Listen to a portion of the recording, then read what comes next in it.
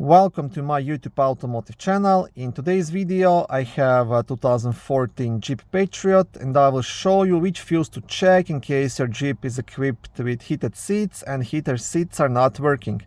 This video will apply to Jeep Patriots made from 2007 all the way up to 2017. The heated seats fuse will be located in a main fuse box, which is under the front hood on the driver's side. Very easy accessible, it's right here.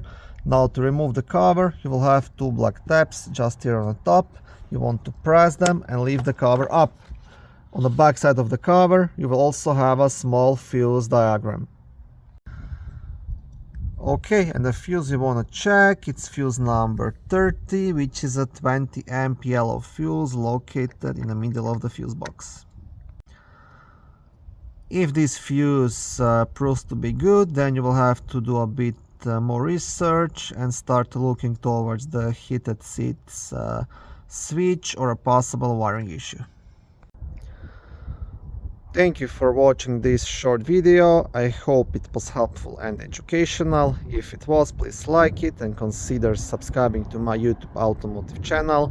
On my channel there is lots of how-to videos, do-it-yourself videos, car reviews, product reviews and other similar automotive topics.